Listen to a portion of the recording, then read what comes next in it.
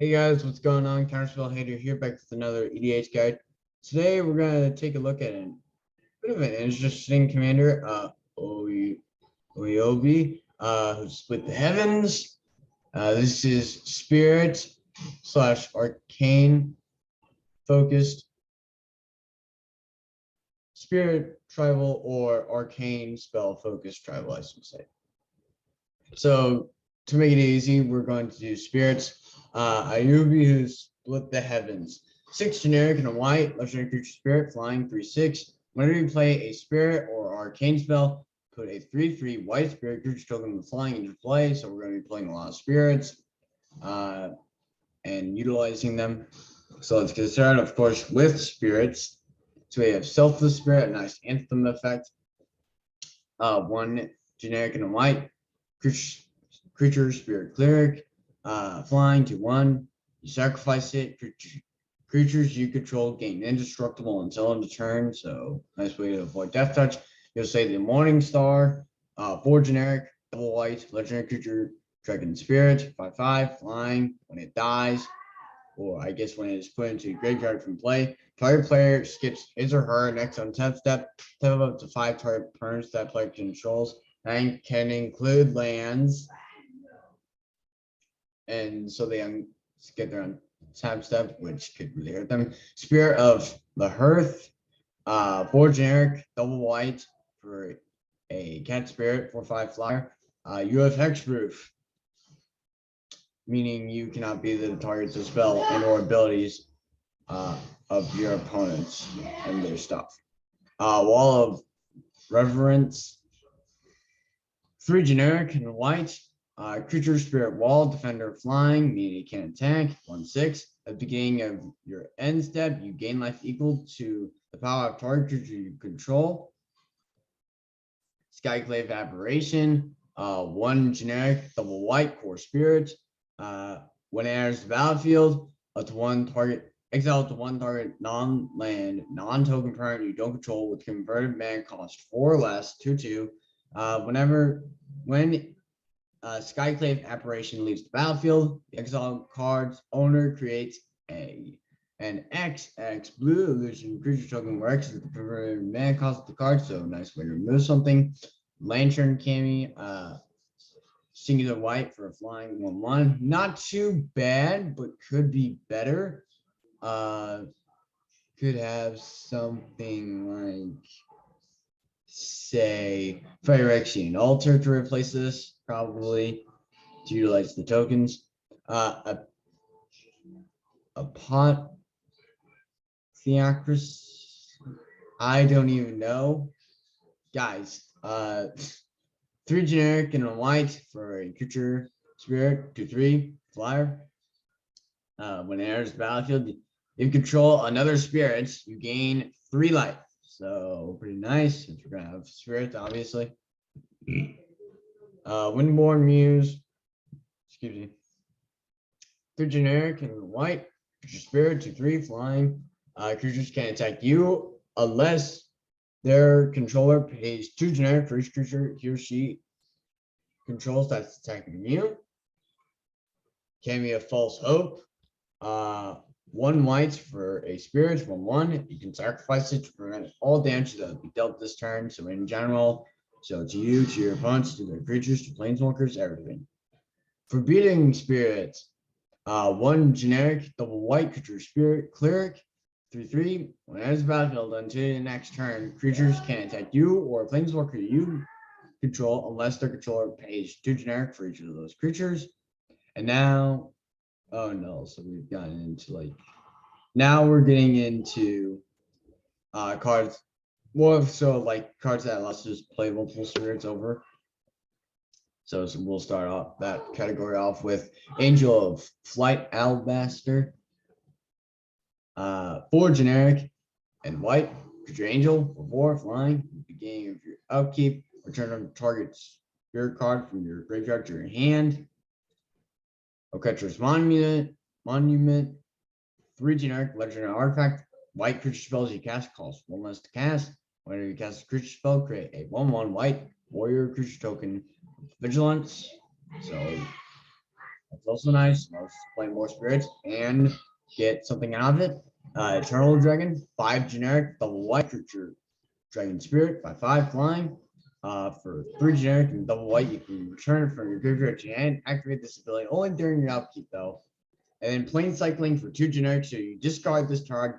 You pay the 2 generic beforehand, mind you, and you search the library for a Plains card, reveal it, and put it into your hand, then shuffle your library. So you can get this back eventually when you have enough lands and just keep on recycling it. And also it can go back to your hand and be recast if your commander's out. So pretty nice card, helps your ramp, probably should be played in all white decks.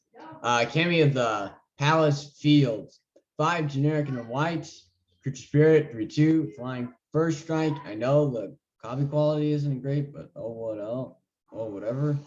Soul Shift 5. So when this is put into a graveyard from play, you may return target spirit card with converted mana cost 5 or less from your graveyard to your hand. So something like Nico Una here, or just like something like spirit creature from that got 5 or less, or like mana cost less than like the Soul Shift number. So like 4 or less, 3 or less, you get it. So 2 generic white from Nico Una. Spirit 2/2 when it comes into play, destroy target enchantment, and whenever you play a spirit or arcane spell, you may return Nico Una to its owner's hand, so destroying multiple enchantments, getting spirits while we're doing it. All in all, pretty good. Blinking Spirit, 3 generic and a white, creature spirit 2/2. For 0, you can return it to its owner's hand, so pretty nice. Cameo of the Honored Dead, 5 generic, double white, creature spirit, 3/5 flying. When it is dealt damage, you gain that much life. Soul Shift 6. So when it dies or is put into a graveyard and play, I guess I could say, you may return target spirit card with converting mana cost 6 or less from your graveyard to your hand. 100 Talon Cameo, 4 generic and white, creature spirit, flying 2/3. Soul Shift 4. God Eternal Oketra, 3 generic, double white. So now we're getting into like utilizing what we're doing. It's like making more tokens, I guess I should say. So legendary creature zombie god, double strike 3/6. Whenever you cast a creature spell, create a 4/4 black zombie warrior creature token with vigilance, and when she dies, or is put into exile from the battlefield, you may put it into its owner's library, 3rd from the top, so she comes back. I thought it was a joke, but I won't say it. But this allows her to come back, and we're also getting more out of casting spirit spells. So on top of the flyers in the air, the 3/3s, we now have 4/4 black zombie warrior creature tokens with vigilance on the ground, and that she's 3/6 with double strikes. It's pretty nice. Clarion Spirit, 1 generic and a white creature spirit. When you cast your 2nd spell, each turn create a 1/1 white spirit creature token with flying. So if you have flash and you're able to cast like 2 spells on like everyone's turn, including yours, then by the time it comes around, you will have 4 at the most spirits. So 4 or less spirits. Pretty nice. Twilight Drover, 2 generic and a white, creature spirit, 1/1. Whenever a creature token leaves play or dies, I guess I could say, put a +1/+1 counter on Twilight Drover. And then for 2 generic and a white, you can remove a +1/+1 counter from Twilight Drover to 2 1/1 white spirit creature tokens with flying into play. So punishes your opponent for killing your stuff, your creature tokens more specifically, and allows you to get more. Divine Visitation. This doesn't give us more, but it alters what we create to make it even better. So now Divine Visitation, 3 generic, double white enchantments. So instead of us creating spirits, we're now creating that many 4/4 white angel creature tokens with flying and vigilance. instead of what we would normally create. So if we were to create 2 spirits, then instead with divine visitation, those 3/3 flyers are suddenly now 4/4 flyers with vigilance on top of them. So pretty nice. And now I believe we're heading into like spirit tribal territory-esque thing. Guy standard monk, 3 generic, double white, creature human monk. Vigilance, its power and toughness are each equal to the number of creatures you control. And when she apparently enters the battlefield, put 2 1/1 white spirit creature tokens flying onto the battlefield. And now we kind of get into spirit tribal a bit, slash flyer white creature tribal. Gallows Warden, 4 generic and a white creature spirit flying through 3 other spirit creature control, get +0/+1. Radiant Destiny, 2 generic and a white, ascend. If you control 10 or more permanents, you get the City's Blessing for the rest of the game. As Radiant Destiny enters the battlefield, choose a creature type. Creatures you control of the chosen type get +1/+1. As long as you have the City's Blessing, they also have Vigilance. So that's pretty cool. So obviously choosing spirits, and we're gonna have way more than 10 permanents. Spirit of the Spires, 3 generic and a white spirit, 2/4 flyer. Other creatures you control flying get +0/+1. So adding more toughness. Sand Sower. This is more of an army-esque creature, but still probably spirit. Because for 3 generic and a white creature spirit 1/3, tap 3 untapped creatures you control, tap 5 creatures, so utilizing the spirits we're creating. Dog Skull Cavalry. I know the common quality is really bad, but I'll just read it to you. 5 generic, double white, creature spirit knight for 4 flying. When another spirit enters battlefield under your control, you gain 2 life. And for 3 generic and a white, you can put a 1/1 white spirit creature token with flying onto the battlefield. It's pretty neat. Celestial Crusader is the spirit itself. 2 generic, double white, 2/2, flash. They play the spell anytime you can play an instant in split second. As long as the spell is on the stack, players can't play spells or activate abilities that work in abilities. I think you should say activate abilities, but whatever. Flying, other white creatures get +1. I mean +1/+1 actually. Now we get into sort of white anthem effects, so like attack, they gain life, sort of deal. So we start off that with probably this card really, but now we're truly starting off, I guess, with Kovacs, I should say. Ascendant Hero, 4 generic, double white, legendary creature, human noble. 4/4 of the white creatures get +1/+1. So this affects the entire board of white creatures. Non-white creatures get -1/-1. So anyone who isn't playing white creatures is going to have a bit of a negative side effect. And then you can pay 2 life, which is nothing like white, and return Kovacs, Ascendant Hero, to its owner's hand. But yeah, whatever. It was Time Spiral after all. Honor of the Pure, 1 generic and white enchantment. White creatures you control get +1/+1. Linden, the Steadfast Queen, triple white, legendary creature, human noble, 3/3. Whenever vigilance, whenever a white creature you control attacks, you gain 1 life. Patron of the Kutsun, 4 generic, double white, legendary creature spirit, 5/6 fox offering. If you play this card anytime, you can play an instant by sacrificing a fox and paying the difference in mana cost between this and the sacrifice cost. Fox, I should say. Alexa, stop. Mana cost includes color. Whenever a creature attacks, you may gain 1 life. And this is in general, which is pretty nice. So you get attacked, you gain life. You attack back, you gain life as well. Pretty nice all in all. And if you have a fox that's like 4 CMC, then you can basically play this on anyone's turn.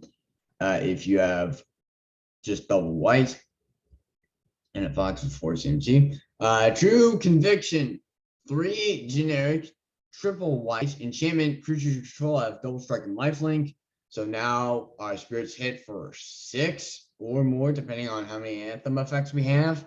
And they have lifelink, so we're also gaining that much life for when they hit. All in all, pretty nice. Intangible Virtue. One generic and a white enchantment. Creatures tokens you control get +1/+1 and have vigilance. So now on top of this, we're also adding vigilance to our creature tokens along with +1/+1. Oketra the True. 3 generic and white legendary creature god. 3/6 double strike indestructible. Can attack or block unless you control at least 3 or more creatures, which will be easy peasy. So this will be an easy blocking 3/6 double strike indestructible that can also, for 3 generic and white, create a 1/1 white warrior creature token with vigilance. So pretty nice.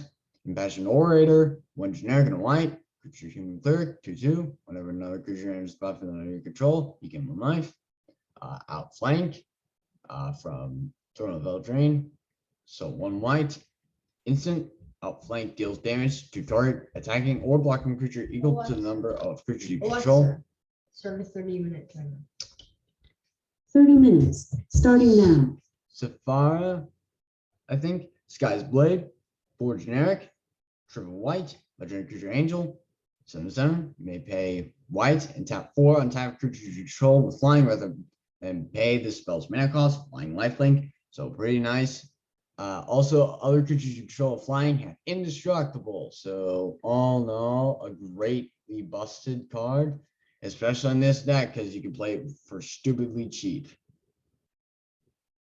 Because you're gonna have way more than 4 flyers. Our champion, I think. Double white, creature human cleric. Protection from black and from red, so Rakdos decks cannot touch this, or just anything black and red in general. Whenever another creature comes into play, you may gain 1 life from 1. So this is on all sides of the board. So this is an amazing creature. Federated Loxodon, it's not too bad. 4 generic and a white, sure. Elephant Cleric, Convoke, 4/4. Your creature can help cast this spell. Each creature you tap while casting the spell pays for 1 generic or 1 mana of that creature's color, which this will essentially be free with the deck we're playing. And whenever it enters the battlefield, put a +1/+1 counter on each creature that convoked it. So you tap like 5 spirits to convoke this out. Those 5 spirits are now like 4/4s, depending on how big they are, if they were made by like Oyobi. Oathsworn Giant, or generic, double white creature giant soldier, 3/4. Vigilance, I was about to say flying. Other creatures you control get +0/+2 and have vigilance. Imagine a giant with flying, that'd be insane. Like by default. Elish Norn, Grand Cenobite. Okay. I thought it was Genobite. Never mind. 5 generic, double white, legendary creature, Predator, 4/7 vigilance. Other creatures you control get +2/+2. Creatures your opponents control get -2/-2. So sabotaging your opponent's plans and buffing up your creatures in the meantime, allowing you to get through more damage and allowing your opponent to make less blocks. Angel of Renewal, 5 generic and white, creature angel ally, flying 4/4. When it enters the battlefield under your control, you gain 1 life for each creature you control. Dictate of Heliod, 3 generic, double white, enchantment, flash. So this can be played at any time on any opponent's turn as long as you are able to pay the mana cost. Creatures you control get +2/+2, so buff up. Crusader of Odric, 2 generic and a white. Creature human soldier, its power and toughness are each equal to the number of creatures you control. Guardian's Pledge, 1 generic, double white, instant. White creatures you control get +2/+2 until end turn. And now we get into mana.